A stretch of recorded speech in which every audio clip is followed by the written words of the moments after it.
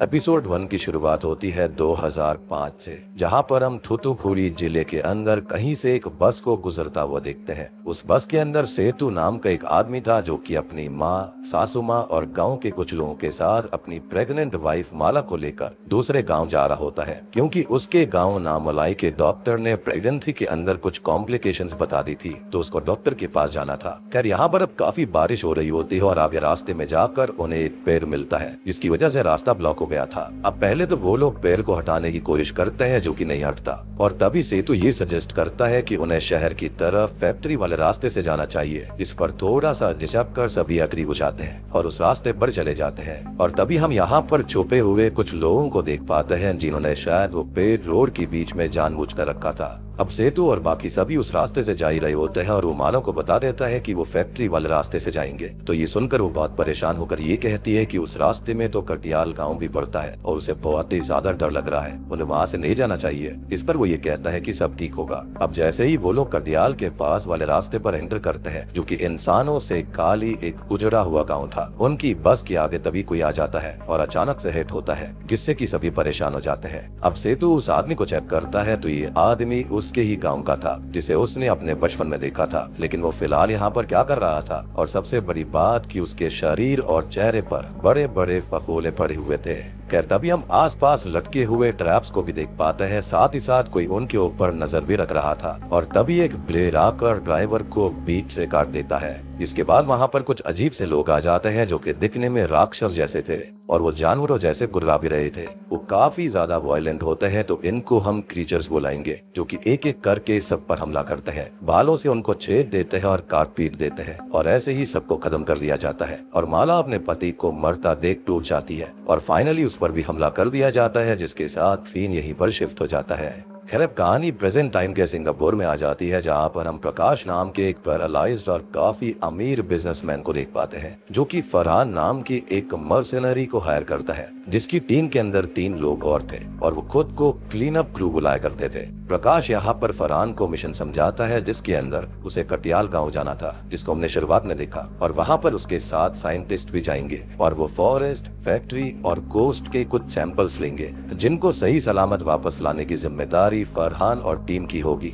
खास करके उन सैंपल्स को पूरी सेफ्टी के साथ यहाँ पर लाना है और ये मिशन पूरी तरह से सुपर कॉन्फिडेंशियल होगा। अब वो उसे उसकी पेमेंट दे देता है और यहाँ से जाने के लिए एयरक्राफ्ट और वहाँ पर कहाँ लैंड करना है उसके लिए टैबलेट देता है, जिसके अंदर कोऑर्डिनेट थे, और ये कहता है कि उनका खास आदमी जगन भी उनके साथ जाएगा। लेकिन अब जगन परेशान होकर अकेले में प्रकाश से बात करता है कि वो नहीं जा सकता, जिस पर वो ये बताता है कि वो एक लौता जिंदा इंसान है जिसे उस जगह के बारे में पता है, तो उसे तो वहाँ पर जाना ही पड़ेगा, अदरवाइज वो उसकी वाइफ को उसकी सच्चाई बता देगा। इस पर जगन मान जाता है। खैर अब थूथुकुडी के पास हमें कवर डॉक्टर गौतम और उसकी वाइफ नेहा को देख पाते हैं, जो कि अपने शहर नागपट्टिनम से चेन्नई जा रहे होते हैं, लेकिन रास्ते में एक्सीडेंट हो रखा था तो वो वहीं पर फंस जाते हैं। और तभी नेहा ये सजेस्ट करती है कि ऑनलाइन मैप एक दूसरा रास्ता सजेस्ट कर रहा है, जो कि जंगलों से सीधा हाईवे की तरफ निकलता है, तो उन्हें वहाँ से जाना चाहिए। और अब गौतम ठीक ऐसा ही करता है। उन दोनों की एक बेटी भी है, जिसका नाम माया है। खैर अब इसी बीच हम नाम वाला एक गाँव को देख पाते हैं, जहाँ पर हम पार्नियन नाम के एक बार ओनर को देखते हैं, जिससे मिलने उसके गांव के 2 दोस्त शक्ति और करुणागम आते हैं और वो तीनों आपस में बात करने लगते हैं। फिर इधर गौतम और फैमिली रास्ते से जा रहे थे और ये वही रास्ता है जो कि हमने मूवी की शुरुआत में देखा था, यानी कि वही फैक्ट्री के पास वाला। और अब वो कटियाल के पास वाले रास्ते पर सेम उसी स्पॉट पर आते हैं जहाँ पर सेतु की बस रुकी थी, और यहाँ उनकी कार के आगे के दोनों टायर्स अचानक से पंक्चर हो जाते हैं। खैर अब गौतम चेक करता है तो टायर्स के अंदर कीले घुसी हुई थी, यानी कि उनको किसी ने जानबूझकर वहाँ पर रखा। खैर वो नेहा से ये कहता है कि वो आगे जाकर मदद ढूंढ कर लाएगा, तब तक वो माया और उनका डॉग हेप्टिक कार में ही बैठे रहे। खैर इसी बीच हम फरहान और उसकी टीम को देखते हैं, जो कि कटियाल कोस्ट पर पहुंच ही रहे थे और जगन यहाँ पर आने से बहुत ही ज्यादा डरा हुआ था। खैर तभी हम नामुलाई में पार्नियन, शक्ति और करुणागम को देख पाते हैं, जो कि आपस में बात कर रहे थे। तभी वहाँ गौतम आ जाता है, जो कि उनसे मदद मांगते हुए ये बोलता है कि वो पिछले 1.5 घंटे से घूम रहा है और उसकी कार एक जगह पर खराब हो चुकी है, तो उसको मदद चाहिए। इस पर वो पूछते हैं कि कहाँ पर है उनकी कार, तो वो याद करके बताता है कि वहाँ पर कटियाल का बोर्ड लगा हुआ था, और ये सुनकर वहाँ पर मौजूद हर एक के चेहरे का रंग उड़ जाता है। सभी डर जाते हैं। इवन एक बूढ़ा आदमी तो गौतम से ये भी कहता है कि उसने बहुत बड़ी गलती कर दी है और ये तीनों भी वहाँ पर जाने से साफ इनकार कर देते हैं और बताते हैं कि वहाँ सालों से कोई भी नहीं गया, क्योंकि वहाँ पर जाने वाला कभी लौट कर नहीं आता, क्योंकि वो जगह हॉन्टेड है जहाँ पर खून के प्यासे भूतों का वास है। और गौतम ऑब्वियसली पढ़ा लिखा था तो इन बातों पर वो यकीन नहीं करता। वो उनसे ही उल्टा पूछता है कि क्या उन्होंने कभी भूत देखा है, जिस पर वो कहते हैं कि उन्होंने देखा तो नहीं है, लेकिन वहाँ से कभी कोई लौट कर वापस नहीं आता। और लोग ये कहते हैं कि वो जगह हॉन्टेड है तो सब उससे दूर ही रहते हैं और ऐसी जगह पर क्यों जाना है जहाँ से कोई वापस नहीं लौटता। और शक्ति कहता है कि उसने कटियाल का नाम ले लिया है तो अब उसकी वैसे भी कोई मदद नहीं करेगा। तो अब गौतम गुस्से में वापस चला जाता है, जिसे वो लोग रोकने की कोशिश भी करते हैं। इनफैक्ट यहाँ पर वो ये भी सोच रहे थे कि उसके बीवी और उसकी बच्ची बचे भी नहीं होंगे, जिसके बाद वो थोड़े से परेशान भी हो जाते हैं। खैर हम कार को देख पाते हैं जिसके पास वही क्रीचर आते हैं जो कि शुरुआत वाले थे, जिन्होंने उस कार के ऊपर नजर बनाई हुई थी और उनकी प्रेजेंस फील करके हेप्टिक भी भौंकने लगता है। और नेहा को लगता है कि उसे टॉयलेट जाना होगा तो वो गलती से डोर को ओपन कर देती है और अब वो जंगलों में कहीं भाग जाता है, जिसे वो लेने जाती है। इसके पीछे माया भी भाग जाती है और तभी नेहा के पैर में एक ट्रैप आकर लगता है और उसे जंगलों में खींच लेता है और माया के सामने एक क्रीचर आकर खड़ा हो जाता है, जिसके साथ ही एपिसोड 1 यहीं पर खत्म हो जाता है। खैर अब एपिसोड 2 शुरू होता है 2 हफ्ते पहले कटियाल से ही, जहाँ पर कुछ साइंटिस्ट आए हुए थे जिन्हें प्रकाश नहीं भेजा है और वो लोग वहाँ पर बहुत ही अजीब बड़े बड़े ग्लोइंग फूल और पौधे देखते हैं जो कि नॉर्मली कहीं भी नहीं पाए जाते। अब वो लोग उन पौधों के ऊपर से उस पर लगी हुई चिपचिपे से लिक्विड का सैंपल लेने लगते हैं और अब एक साइंटिस्ट आगे जाता है तो उसे काफी अजीब सा पेड़ दिखता है जिस पर खून जैसा कुछ लगा हुआ था और इंसानों जैसे कुछ ऑर्गन्स भी पेड़ पर लटके थे और उसकी रूट्स के पास बीचों बीच हार्ट जैसी चीज भी लगी हुई थी जो कि धड़क रही थी और हम समझ पाते हैं कि वो पेड़ असल में जिंदा है। अब तभी वहाँ पर अचानक से ही हलचल शुरू हो जाती है और यहाँ पर रेडिएशन के लेवल्स काफी बढ़ चुके थे और तभी वहाँ पर वो क्रीचर्स आते हैं और इन तीनों पर हमला करके उन्हें खत्म कर देते हैं। यानी कि प्रकाश यहाँ पर साइंटिस्ट काफी पहले से ही भेज रहा था, यानी कि उसको कटियाल के बारे में नॉलेज थी। लेकिन भैया एक बात है कि यहाँ पर जो कुछ भी है ना वो काफी भयानक था। खैर अब प्रेजेंट टाइम में फिर से गौतम को दिखाया जाता है जो कि अपनी कार के पास जा रहा था, लेकिन बारिश होने के रीजन की वजह से वो रास्ता भटक जाता है और एक जगह फिसल कर गिर पड़ता है। इसके पास कोई आता है और सीन यही शिफ्ट हो जाता है। अब हम वापस से सिंगापुर में 3 हफ्ते पहले प्रकाश को देखते हैं जो कि काफी परेशान था, क्योंकि उसके डॉक्टर ने उसको बता दिया था कि अब वो फिर से कभी नहीं चल पाएगा और उसने अपनी बॉडी पर छेड़छाड़ भी की है, साथ ही साथ वो काफी ड्रग्स लेता था। अब यहाँ जबन आता है और उससे ये कहता है कि उसके पिता ने उसको बुलाया है, जिन्हें उससे बहुत ही ज्यादा जरूरी बात करनी है। जिसके बाद फिर से प्रेजेंट टाइम में सीरीज आती है जहाँ पर फरहान और उसकी टीम जगन और साइंटिस्ट को दिखाया जाता है जो कि कटियाल के जंगलों में पहुंच चुके थे और आगे बढ़ रहे थे। तभी जगन को प्रकाश का कॉल आता है जो कि उससे ये कहता है कि वो लोग जरा भी रेस्ट ना लें और सैंपल्स लेकर जल्दी से जल्दी आ जाए। इस पर वो ये कहता है कि उनका रेस्ट करना तो जरूरी है, लेकिन वो इस पर काफी गुस्सा करता है और उसको धमकी देता है, इस पर उससे मानना ही पड़ता है और वो टीम से लगातार आगे चलते रहने के लिए बोलता है। यानी कि प्रकाश यहाँ पर किसी चीज के लिए काफी बेचैन हो रखा था। अब यहाँ पर फरहान और टीम को सिर्फ इतना ही बताया गया था कि उन्हें साइंटिस्ट के साथ जाना है और उस सैंपल को बिल्कुल सही सलामत वापस लाना है। अब यहाँ पर इससे ज्यादा ये जगह कैसी है, क्या है, किस चीज का सैंपल, कैसा सैंपल लेना है, उन्हें कुछ भी बताया नहीं गया था। यानी कि जिनको आप यहाँ पर भेज रहे हो उन्हीं से चीजें टॉप सीक्रेट रखी गई और अभी भी जगन मजम को लेकर जा रहा था, लेकिन कहाँ ये वो भी नहीं जानते थे।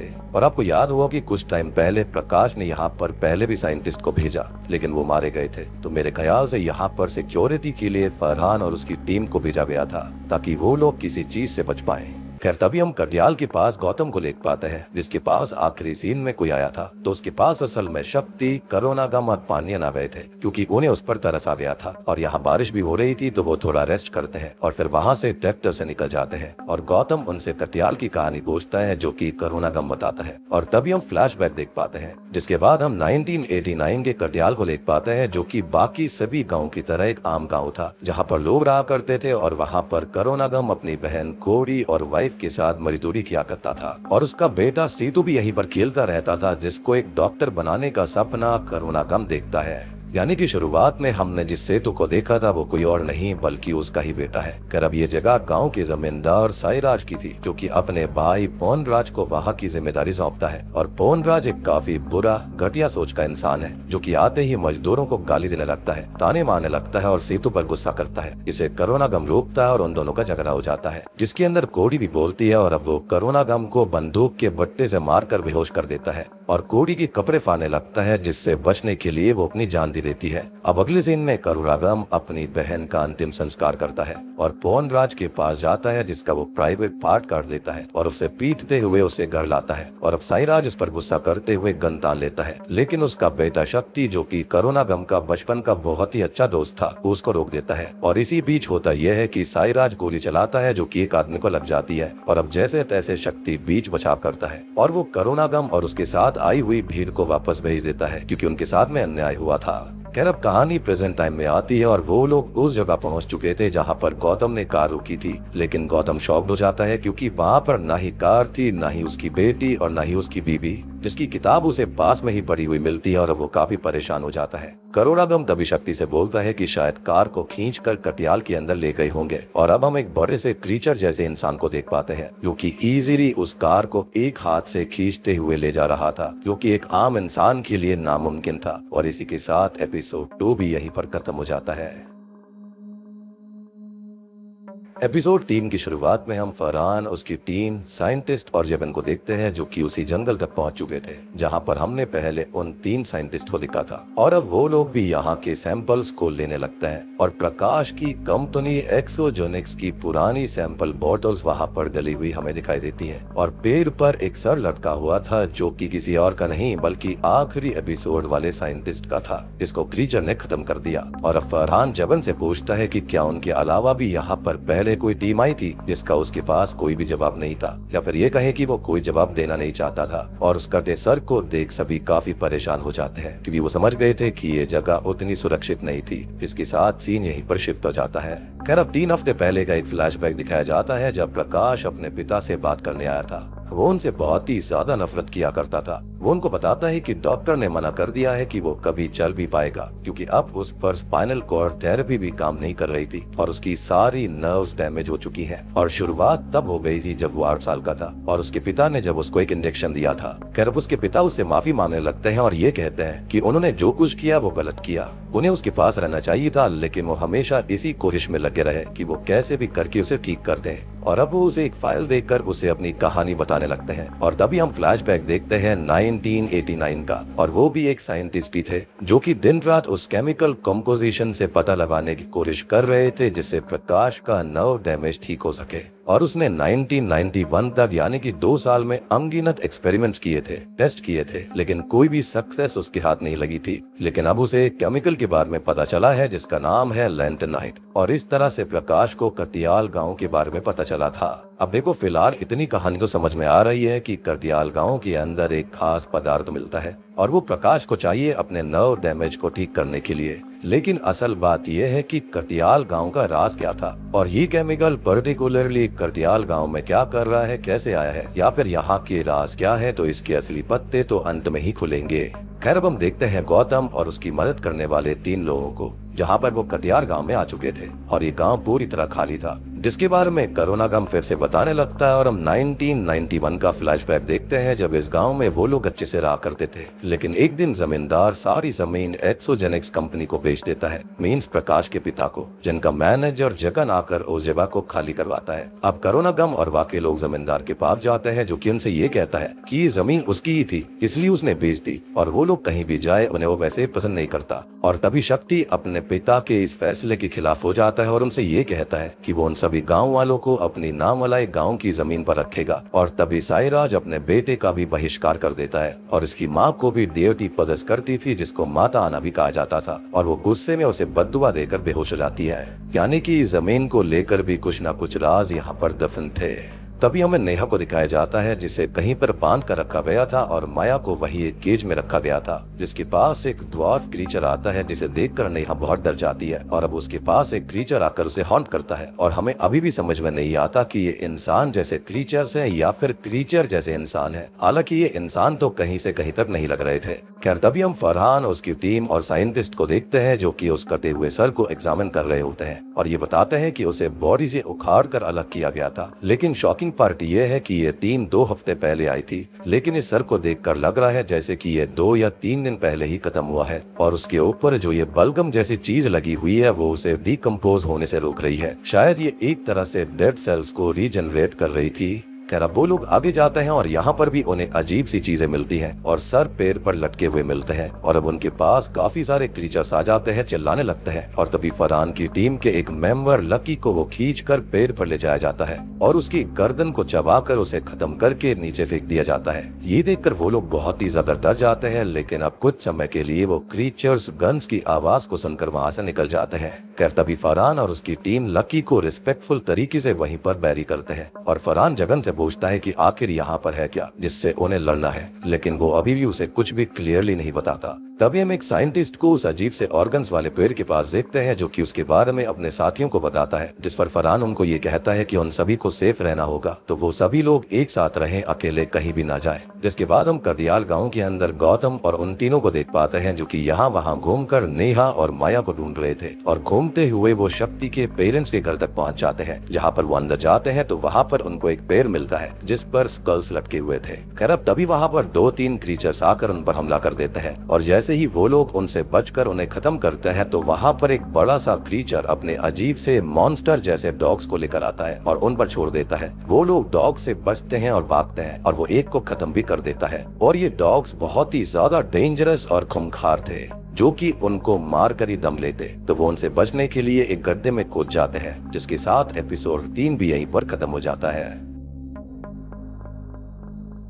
ये आखिरी एपिसोड में दिखाया गया था कि वो लोग कुत्तों से डरते हुए या फिर ये कहें कि म्यूटेटेड कुत्तों से डरते हुए गड्ढे में कूद चुके थे। वो चारों ही बेहोश हो चुके थे जो कि अब होश में आते हैं और पानियन के पैर में थोड़ी बहुत चोट लग गई थी जिसको थोड़ा बहुत ठीक गौतम कर देता है क्योंकि वो डॉक्टर था, लेकिन उसकी मेडिकल किट उसके पास नहीं थी। हालांकि दर्द से बचने के लिए पानियन विस्की पी लेता है और गौतम उन सबसे माफी मांगता है कि उसकी वजह से वो तीनों भी यहाँ पर फंस गए, लेकिन वो लोग ये कहते हैं कि वो माफी ना मांगे। साथ ही साथ गड्ढे के अंदर बेल भी थी, यानी कि जो पेड़ की बेल होती है, जिससे कि उनके गिरने का इम्पैक्ट कम हो गया था और उनकी जान बच गई। खैर इसके बाद वो लोग आगे जाते हैं तो उनको एक माइन मिलती है जो कि कोरोना गम के टाइम तो ऑपरेशनल थी, लेकिन फिर 2004 में सुनामी आई और सब कुछ इस गांव में खत्म हो गया। जमीन बंजर पड़ गई और सारे लोग मारे गए, इंक्लूडिंग शक्ति की फैमिली, उसके पिता सायरा, चाचा पौनराज और मदर सुभद्रा। अब वो लोग आगे जाते हैं तो गौतम को माया का एक हेयर क्लिप मिल जाता है जिससे वो समझ जाता है कि वो लोग यहीं कहीं होंगी और वो उन्हें ढूंढने लगता है। यहाँ पर बहुत सारा सामान भी पड़ा हुआ था, कार्स भी थी, जिससे वो ये भी समझ जाते हैं कि यहाँ पर और भी लोग पहले आ चुके हैं। खैर इसी बीच हम नेहा और माया को देख पाते हैं, जहाँ पर नेहा को बांध कर रखा गया था और माया को केज में रखा गया था। जहाँ पर माया रो रही होती है तो उसके पास वो ड्वार्फ क्रीचर आता है और उसकी एक पूंछ भी थी जो कि हमने बाकी किसी क्रीचर की अभी तक नहीं देखी और वो माया से ये कहता है कि वो रोई नहीं और न वो आ जाएगा और वो कौन है अभी हम नहीं जानते और वो उसे अपनी एक डॉल ले लेता है, यानी कि ये लोग इंसानी भाषा बोल सकते थे। खैर तभी हम गौतम और बाकी तीनों को देखते हैं, जहाँ पर गौतम काफी परेशान हो चुका था और अब उन्हें कोई चैंटिंग की आवाज सुनाई देती है जिसको सुनकर शक्ति ये बोलता है कि ये तो उनकी देवी की प्रेयर है और वो लोग उस आवाज का पीछा करने लगते हैं और तभी वो एक जगह पर पहुंचते हैं जहाँ पर उनको कोई क्रीचर देवी की पूजा करता हुआ दिखता है और एक लड़की को उसने बांध कर रखा हुआ था जिसकी वो बलि देने वाला था, लेकिन गौतम उसे धक्का देकर उस लड़की को बचा लेता है और वो क्रीचर जिसकी पूरी बॉडी पर बड़े बड़े फोड़े थे, स्किन सरी हुई थी, वो शक्ति को देखकर ये बोलता है कि वो एक गद्दार है और तभी हम और शक्ति उसको पहचान लेते हैं कि वो क्रीचर कोई और नहीं बल्कि उसका ही पिता साइराज है, जिसको 2004 की सुनामी में सबके साथ मरा हुआ समझ लिया गया था, जिसको ऐसी हालत में जिंदा देखकर सबके होश उड़ जाते हैं। यानी कि ये सब क्रीचर्स नहीं हैं बल्कि इंसान ही थे। और शुरुआत में जो सेतु को व्यक्ति मिला था जो कि उसके ही गांव का था, जिसके शरीर पर अजीब से फफोले थे और वो बहुत ही अजीब हो रखा था, उसके साथ में भी यही हुआ होगा जो कि साईराज के साथ था। खैर अब वो उससे पूछते हैं कि वो लोग आखिर बचे कैसे, तो वो कहता है कि देवी ने उन सबको बचाया है। और अब वो करुणा गम को चोक करने लगता है जिसे वो लोग बचाने की कोशिश करते हैं, लेकिन अब वो काफी ज्यादा ताकतवर हो चुका था जिसको हर्ट करना उनके लिए आसान नहीं था। लेकिन तभी गौतम के हाथ एक भारी भरकम सा शस्त्र लग जाता है जिससे वो उसके सर पर वार कर देता है। अब वो लोग उससे पूछते हैं कि नेहा और माया कहाँ पर है, लेकिन उनसे कहता है कि वो दोनों अब उसकी फैमिली हो चुकी है जो कि उन्हें वापस नहीं मिलेगी। और तभी वो शक्ति से ये कहता है कि वो उसका बेटा हो ही नहीं सकता, उसका असली बेटा, उसका खून देवी के वरदान से जल्दी ही यहाँ पर आ जाएगा। खैर अब फिर से हम साईराज को ही देखते हैं जिसको वो लोग टॉर्चर करके सवाल जवाब करते हैं, लेकिन तभी उसे देवी की आवाज सुनाई देती है। उसके मन में ये आवाज आती है कि वो इन लोगों से ना डरे क्योंकि उसकी आर्मी, उसके लोग आ रहे हैं। और तभी वो अपने सारे लोगों से उन्हें पकड़ने के लिए कहता है और वो क्रीचर्स उन चारों को पकड़ लेते हैं, या फिर ये कहें कि ऐसे म्यूटेट हुए इंसान उनको पकड़ लेते हैं। अब वो ड्वार्फ क्रीचर वहाँ आता है जो कि ये कहता है कि उस बच्ची को पानी चाहिए। उसके पास मेडिकल किट भी थी जो कि गौतम की थी, जो कि उससे पूछता है कि उसकी बीवी और बेटी कहाँ है। इस पर साईराज बोलता है कि वो उसे बता देगा, लेकिन पहले वो उसे दवाई दे। अब तभी गौतम उसे पेन किलर देता है और एक ब्लेड को चुपके से छुपा लेता है। और अब साईराज जिस लड़की को बांधे हुए था उसे अपने लोगों को खिलाने के लिए बोल देता है और उसके लोग उसे वहाँ से ले जाते हैं। और अब साईराज इन लोगों को सच बताता है और दूसरी तरफ प्रकाश के पिता भी उसे कटियाल की कहानी सुनाते हैं जिससे हमको असली सच पता चलेगा कि वहाँ पर ये सब हुआ कैसे। तो 1991 में प्रकाश के डैड वो जमीन खरीद लेते हैं जहाँ पर कभी करुणागम और उसके लोग रहा करते थे। खैर अब 1996 आ जाता है और प्रकाश के डैड जीएसआर वहाँ पर एज अ साइंटिस्ट लैंथेनाइट पर एक्सपेरिमेंट्स करने लगते हैं जो कि एक डेडली केमिकल था। और अब फिर से उनके ढेर सारे एक्सपेरिमेंट्स फेल होने लगते हैं और ऐसा करते करते उन्हें कुछ साल बीत जाते हैं, जिस दरमियान वो बहुत ही सारे चूहों और जानवरों पर एक्सपेरिमेंट्स कर देते हैं। और उन्होंने एक फार्मा फैक्ट्री की आड़ में जमीन के अंदर ही एक लैब बनाई हुई थी जहाँ पर एक्सपेरिमेंट्स किए जाते थे। लेकिन हुआ ये कि जो फैक्ट्री का वेस्ट होता था या फिर लैब का वेस्ट होता था उसकी वजह से जमीन, पानी और हवा पॉल्यूट हो गई। और ऐसे करते करते कटियाल के जानवर मरने लगे, जमीन बंजर हो जाती है और लेडीज मरे हुए बच्चों को पैदा करने लगी। और यही रीजन था कि यहाँ पर रेडिएशन लेवल्स इतने ज्यादा थे, गायों के दूध सूख गए थे और पक्षी भी मारे गए। और उस लैब का जहर सब जगह फैल चुका था जिसका उन्होंने विरोध भी किया था, लेकिन कोई भी फायदा नहीं मिला। और उस जहर की वजह से उनके शरीर पर वो फोड़े आ गए थे। और तभी जीएसआर को भी एहसास हो चुका था कि बेटे को ठीक करने के चक्कर में उसने बहुत बड़ी गलती कर दी, नेचर से लड़ाई नहीं की जा सकती। अब 2004 के करीब गांव वाले साईराज से कहते हैं कि वो यहाँ से जाना चाहते हैं, लेकिन तभी सुभद्रा को गॉडेस पदस करके ये कहती है कि वो लोग यहाँ से कहीं नहीं जाएंगे, ये जमीन उनकी है और ये जगह और गॉडेस भी उनकी है। और वो विरोध करने वाले एक आदमी का सर काट देती है और अब सब उसकी बात मानते हैं। खैर अब ये सभी गांव वाले मिलकर माइन से होकर फैक्ट्री को खत्म करने जाने लगते हैं। और इधर जीएसआर को पता चलता है कि सुनामी आने वाली है और वो लैब का सामान वैसे ही छोड़ देता है। साथ ही साथ उसने एक और दरवाजा भी ओपन छोड़ दिया था ताकि सुनामी उसके पाप के सबूतों को मिटा दे और वो वहाँ से भाग जाता है। अब सुनामी आ जाती है जो कि पूरे गांव को ही तबाह कर देती है, लेकिन वो लोग तो साईराज, सुभद्रा और पौनराज के साथ माइन में थे। यानी कि गांव वैसे तो बंजर हो गया, लेकिन लोग वहाँ पर माइन के अंदर थे। और वो लैब तभी पहुंच जाते हैं जहाँ पर डोर तो ओपन था ही, तो वो सभी पानी से बचने के लिए अंदर चले जाते हैं। लेकिन सुभद्रा पानी में बह जाती है और उसने सबको बचाने के लिए डोर लॉक कर दिया था, यानी कि उसने खुद की कुर्बानी दे दी। अब कई दिनों और महीनों तक वो लोग उसी लैब में फंसे रहे और जान बचाने के लिए उन्होंने वो मरे हुए चूहे खाए जिन पर एक्सपेरिमेंट्स हुए थे। जानवरों को खाया, केमिकल्स पी लिए पानी की तरह। और फिर साईराज को सुभद्रा की विजन्स आने लगे जो कि उससे बात करती और कहती कि उसे यहाँ पर अपनी आर्मी बनानी चाहिए, और वो उसकी बात मान लेता है। खैर वो डोर भी ओपन हो जाता है, लेकिन वो लोग अब म्यूटेट हो चुके थे, तो धूप में जाने पर उनकी बॉडी जलने लगी थी और अब एक आदमी ऐसे ही मारा जाता है। और शुरुआत में सेतु ने जिस आदमी को देखा था जिसके शरीर पर बड़े बड़े फोड़े हो रखे थे, उसके साथ भी यही हुआ था। उसने इसको देखकर कहा था कि वो तो उसके गांव में रहा करता था काफी साल पहले। तो अब आपको समझ में आया होगा कि उसके साथ में क्या हुआ था। शुरुआत में जो छुपे हुए लोग थे वो कौन थे और उन्होंने सब पर हमला क्यों किया था, जिसको बाकी लोग भूख से बचने के लिए खा जाते हैं। और अब हम समझ पाते हैं कि वो क्रीचर्स असल में इंसान है जो कि म्यूटेट होकर क्रीचर्स में तब्दील हो गए थे। अब वो सभी सुभद्रा को अपनी गॉडेस का रूप मान लेते हैं और उसे ही पूजने लगते हैं, यानी कि ये जिस देवी को पूज रहे थे वो सुभद्रा थी। अभी कहानी सुनकर गौतम साईराज से ये कहता है कि ऐसा नहीं हो सकता, वो सुपरस्टिशन में पड़ा हुआ है, जिस पर यहाँ पर साईराज कहता है कि ये सच है। उसे उसकी बीवी की आवाज और बातें सुनाई देती है और तभी वो वैक्टियन को बुलाने लगता है और हम किसी भारी भरकम चीज को आता हुआ देख पाते हैं। खैर तभी हम प्रकाश को देखते हैं, जिससे जीएसआर ये बोलता है कि वो कंपनी उसका पाप है जिसे वो खत्म कर देगा, लेकिन प्रकाश ये कहता है कि उसके एक्सपेरिमेंट्स उसे ठीक करने की उम्मीद दे सकते हैं, उसको फिर से चला सकते हैं और वो ऐसी कंपनी को खत्म नहीं होने देगा। और अब वो अपने ही फादर की ऑक्सीजन निकाल कर उनको खत्म कर देता है। और तभी हम फरहान और उसकी टीम को देखते हैं जो कि उस लैब तक पहुंच चुके थे, और यहाँ पर उन्हें गॉडेस की स्टैचू और वर्शिप वाली प्लेस मिल जाती है, जिसके साथ एपिसोड 4 यहीं पर खत्म हो जाता है।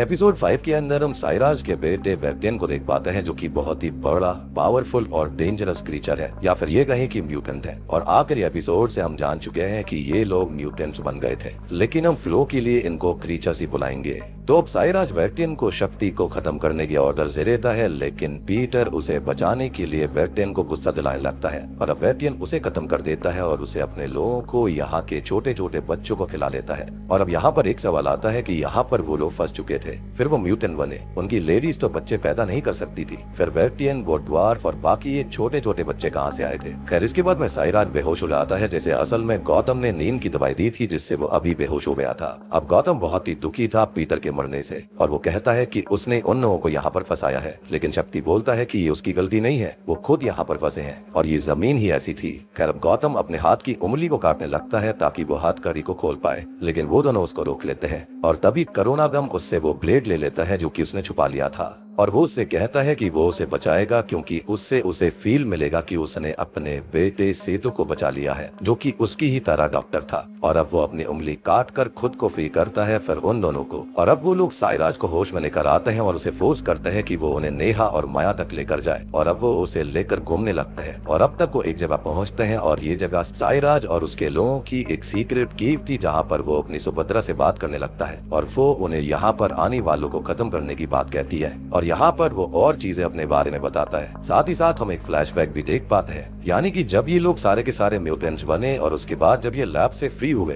तो ये नामलाई गांव तक पहुंच जाते हैं, जहाँ के लोगों को खुद देखकर उन लोगों को जलन होती है और उन्होंने उस गांव को बर्बाद करने की ठान ली थी। और तभी हम शुरुआती सीन देखते हैं, यानी कि 2005 का, जहाँ पर वो जो बस आ रही थी जिसके अंदर सेतु और माला थे, उसे डाइवर्ट इन लोगों ने ही करवाया था और पेड़ को रास्ते में रख दिया था, और फिर उन्होंने ही उस बस पर हमला किया था। और सबसे बड़ी बात कि उन्होंने माला को मारा नहीं था, बल्कि उसे वहाँ पर ले आए थे, और अब उन्होंने उसके बच्चे को मार दिया। फिर सबने उसके साथ में गलत काम किया, उसके दोनों हाथ पैर काट दिए ताकि वो सिर्फ एक मशीन बन जाए जिसके साथ वो गलत काम करेंगे, बच्चा पैदा करेंगे। और वो यहीं पर पड़ी हुई है, और उसने ही उन सभी बच्चों को, वेर्टियन को जन्म दिया है, और वो कोई और नहीं है बल्कि खुद साइराज की ही पोती है, मतलब शक्ति की बेटी। और साइराज को ये बात पता भी थी। मतलब आप देख रहे हो कि ये लोग जब इंसान थे ना, ये तब भी हैवानी थे, लेकिन अब वाकई में म्यूटेट होकर ये रियल में हैवान बन गए। अब ये सारी बातें जानकर शक्ति, जिसकी वो बेटी है, और करुणागम, जिसकी वो बहू है, वो बहुत ही ज्यादा दुखी हो जाते हैं। शक्ति माला को बचाने की कोशिश करता है, लेकिन वो उसके दर्द, उसके ट्रॉमा को भी समझ पा रहा था, और अब वो अपने दिल पर पत्थर रखकर उसकी सांस रोककर उसे खत्म कर देता है ताकि वो इस दर्द से और इस अत्याचार से आजाद हो जाए। कर अब वो गुस्से में साइराज पर हमला करता है और उसका सर काट देता है। तभी हम नेहा को देख पाते हैं जिसके पास वेर्टियन था, और वो उसकी और गलत फीलिंग्स रखता था। और इतना तो हम समझ पाते हैं कि उन्होंने नेहा को माला की तरह ही इस्तेमाल करने के लिए रखा हुआ था। खैर अब तभी वहाँ पर वो ड्वार्फ आ जाता है और उससे ये कहता है कि वो अभी कुछ भी ना करे, पहले रिचुअल हो जाने दे, जिससे कि वो रुक जाता है और वहाँ से चला जाता है, यानी कि यहाँ पर ये ड्वार्फ अच्छा था। खैर तभी हम फरहान और उसकी टीम को देखते हैं जो कि उसी लैब में उस मूर्ति के पास थे, और साइंटिस्ट संजीव उस मूर्ति को टच करके देखता है, लेकिन तब तक वहाँ पर क्रीचर आ जाते हैं उसे खत्म करने, और बाकी लोगों पर वो हमला कर देते हैं, लेकिन वो लोग समहाउ उनको मार देते हैं, जिन पर 4 से 5 से ज्यादा ही बुलेट्स का असर होता है, यानी कि वो आसानी से नहीं मर रहे थे। अब फरहान जगन से पूछता है कि उसे पता होगा कि ये सब क्या है, जिस पर वो कहता है कि ये तो उसे भी नहीं पता था, वो खुद 20 साल बाद यहाँ पर आया है और उन्हें जल्दी ही सेफ रूम से सैंपल्स लेकर निकलना चाहिए। अब वो लोग सेफ रूम में पहुंच जाते हैं जहाँ से उन्हें सैंपल्स लेने थे, लेकिन यहाँ भी एक क्रीचर आ जाता है जिसे वो खत्म कर देते हैं, और फरहान अपने एक आदमी को एग्जिट चेक करने भेजता है ताकि वो यहाँ से जा पाए। तभी जगन उससे कहता है कि वो मिशन पूरा किए बिना यहाँ से नहीं जा सकता, जिस पर वो कहता है कि अब मिशन लोगों को बचाने का है है, लेकिन जगन कहता है कि उसे बाकी के पैसे नहीं मिलेंगे इससे, जिस पर वो एग्री हो जाता है। लेकिन अब वहाँ पर तभी वेटेन आ जाता है और सब पर हमला करने लगता है, जिसे फरहान और उसकी टीम मेंबर हैप्पी रोकने की कोशिश करते हैं, लेकिन उसके ऊपर बुलेट्स का कोई असर नहीं होता। वो इसकी स्किन तक में नहीं जा पा रही थी, बहुत ही मोटी स्किन थी उसकी, और मेरे ख्याल से शुरुआत में यही कार को खींच कर ले जा रहा था। खैर वो फरहान को दूर फेंक कर हैप्पी को पकड़कर बीच से फाड़ देता है और वहाँ से चला जाता है। तभी फरहान हैप्पी की इस हालत को देखकर बहुत दुखी था। उसे वो ट्रिब्यूट देता है और जगन को ढूंढने लगता है, क्योंकि जगन वहाँ से भाग गया था। अब तभी हम गौतम, शक्ति और करुणागम को देखते हैं, जो लोग माया की आवाज सुनकर उन दोनों तक पहुँच जाते हैं और उन दोनों को फ्री भी कर लेते हैं। अब उन्हें क्रीचर्स की आवाज आती है तो उन्हें यहाँ से निकलना होगा, तो वो ड्वार्स की मदद लेते हैं, जिसके बारे में माया ये बताती है कि वो अच्छा है, वो उनका ख्याल रख रहा था, और अब वो उन सबको बाहर जाने का रास्ता दिखा देता है, जिसके साथ ही एपिसोड 5 भी यहीं पर खत्म हो जाता है। अब आखिरी एपिसोड शुरू होता है गौतम और बाकी लोगों से, जिनको वो ड्वार्फ बाहर जाने का रास्ता दिखा चुका था, और माया उसे अपनी हेयर क्लिप देकर थैंक्स करती है, जिससे वो भी खुश हो जाता है। अब वो लोग वहाँ पर लगी हुई लैडर से ऊपर जाते हैं और मेन फैक्ट्री तक पहुँच जाते हैं और आगे बढ़ने लगते हैं, यानी कि इस लैब में आने का ये एक रास्ता था। खैर तभी हम फरहान और उसकी टीम को देख पाते हैं, जो कि जगन को ढूंढ रहे थे, जो कि सैंपल लेने सेफ तक आ चुका था, और उसे वो मिल भी जाते हैं, लेकिन फरहान उस पर गुस्सा करता है कि उसकी वजह से इतने लोग मारे गए और वो सैंपल्स की सोच रहा है। वो तभी उसका सैटेलाइट फोन लेकर अपने आदमी को कॉल करके उससे एक्सट्रैक्शन टीम और बैकअप मंगवाता है, और उसने अपनी भी कुछ रिसर्च करने के लिए अपने आदमी को कहा था जगन, प्रकाश और एक्सोजेनिक्स के बारे में। तो वो बताता है कि एक्सोजेनिक्स, प्रकाश और उसके डर की सारी इंफॉर्मेशन मिटा दी गई है, मतलब वो लोग कुछ इलीगल करते होंगे, और जगन पर तो केसेस भी चल रहे हैं, जो कि असल में बच्चों के साथ गलत काम किया करता था। और अब फरहान को उस पर गुस्सा आ जाता है, क्योंकि कभी उसकी बच्ची के साथ भी किसी ने गलत करके उसको खत्म कर दिया था, जिसके बाद ही उसने ये सब काम किए।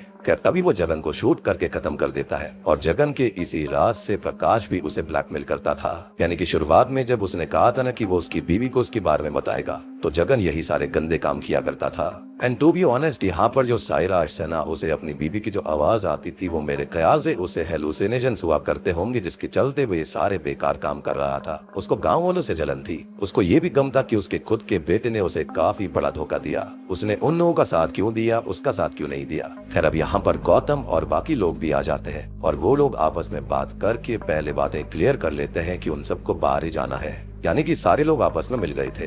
अब जगन ने जो केमिकल सैंपल्स लिए थे वो गिरकर टूट चुके थे, और माया उन्हें ही देखने लगती है और उसको हल्का सा एक कट लग जाता है। खैर वो सभी लोग अब वहाँ से भागने लगते हैं, और अब तक बाकी क्रीचर्स वहाँ पर आ जाते हैं, जो कि उन सब पर अटैक करने की कोशिश करते हैं और रास्ता ब्लॉक कर लेते हैं। अब फरहान एक टीम मेंबर कहता है कि वो उन क्रीचर्स को डाइवर्ट करेगा ताकि वो लोग बाहर भाग पाए, लेकिन उसकी बात खत्म होने से पहले ही एक क्रीचर उसे खींच लेता है और खत्म कर देता है, जिसको बाकी क्रीचर्स खा जाते हैं।